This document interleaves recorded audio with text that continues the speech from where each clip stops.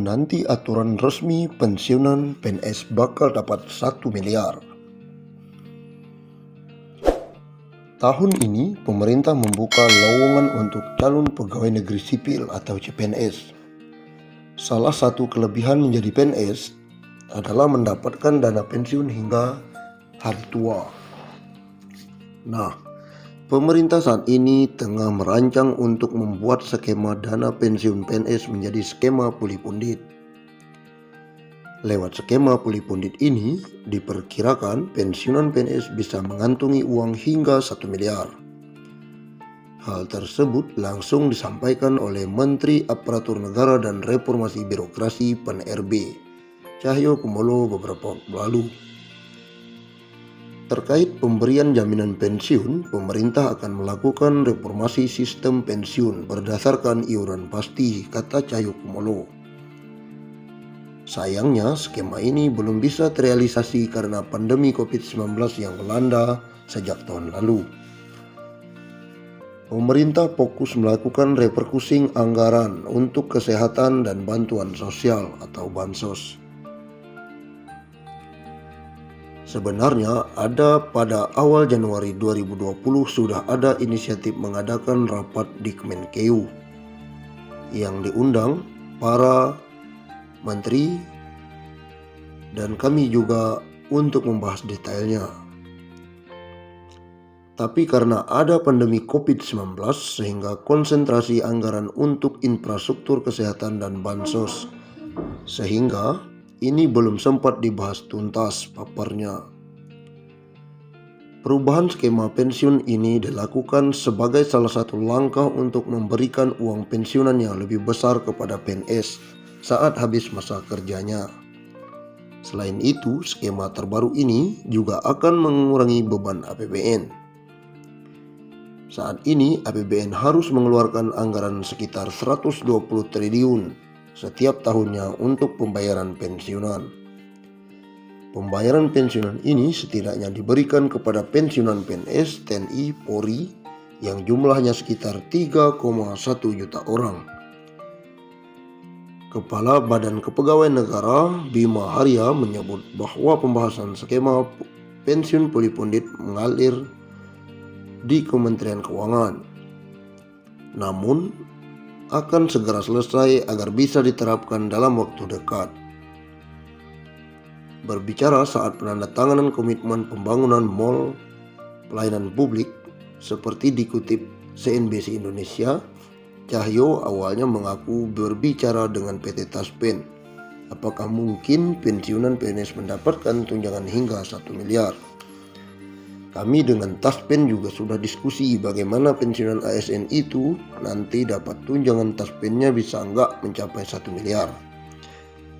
Berdasarkan perbincangan tersebut, Cahyo mengatakan kemungkinan bagi pensiunan PNS mendapatkan tunjangan pensiunan 1 miliar masih terbuka cukup lebar. Sri Mulyani ogah Pemda habiskan uang cuma buat gaji para PNS.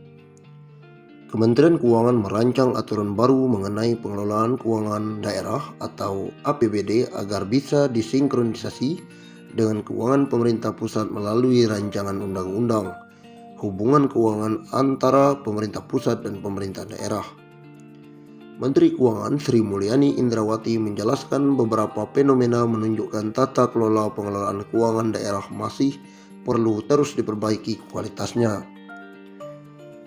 Kita melihat belum optimalnya porsi belanja APBD di mana belanja APBD cenderung tinggi untuk belanja aparatur dan rendah ke belanja yang sifatnya infrastruktur publik, jelas Sri Mulyani dalam rapat kerjasama dengan Komisi 9 DPR RI. Sri Mulyani merinci porsi belanja pegawai dan APBD untuk provinsi rata-rata sebesar 27,6%.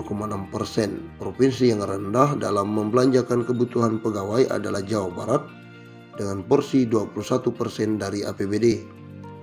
Kemudian 14 provinsi lainnya belanja pegawai setara dengan 27,6%. Dan ada pula 20 Pemda yang membelanjakan APBD-nya lebih tinggi dari rata-rata nasional antar provinsi. Untuk kabupaten, rata-rata kabupaten 35,3 adalah belanja APBD-nya. untuk belanja pegawai. Dan dari rata-rata ini 189 Pemda kabupaten di bawah rata-rata kabupaten nasional yaitu 35,3%, jelas Sri Mulyani. Sedangkan 2.226 Pemda adalah belanja APBD-nya untuk pegawai di atas rata-rata nasional. Adapun untuk pemerintahan kota rata-rata juga semakin tinggi dengan porsi 35,7% belanja APBD-nya untuk pegawai, di mana 51 Pemda di bawah rata-rata tersebut Kabupaten Blitar yang terendah 27,4%. Namun ada 42 kota yang memiliki belanja pegawai di atas 35,7%. Bahkan kota Pematang Siantar menggunakan 47,6% untuk belanja pegawai, tutur Sri Mulyani. Hal tersebut, kata dia, menggambarkan bahwa transfer ke daerah dan dana desa di masing-masing daerah banyak bervariasi, namun cenderung dipakai untuk belanja yang paling mudah dan paling memberikan pelayanan bagi pegawainya dibandingkan kebutuhan untuk melakukan perbaikan pelayanan dasar bagi masyarakat. Oleh karena itu, kata Sri Mulyani, reformasi pengalokasian DAU dilakukan dalam saat ini bertujuan untuk mengurangi dominasi belanja birokrasi di dalam dan mendorong penggunaan DAU semakin produktif. Adanya fakta pembedaan kinerja capaian layanan publik daerah, maka penggunaan DAU akan disesuaikan berdasarkan capaian kinerja layanannya.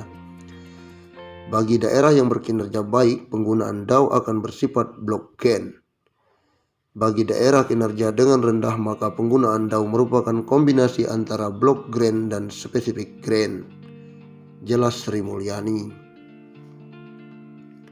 Adapun pokok-pokok pengaturan di dalam RUU HKPD, kata Sri Mulyani, akan dilandaskan beberapa pokok, yakni pengelolaan TKDD akan mengedepankan kinerja, sehingga dapat memenuhi kebutuhan penyelenggaraan pemerintah dan pelayanan di daerah, sekaligus mendorong tanggung jawab daerah dalam memberikan pelayanan yang lebih baik secara efisien dan disiplin.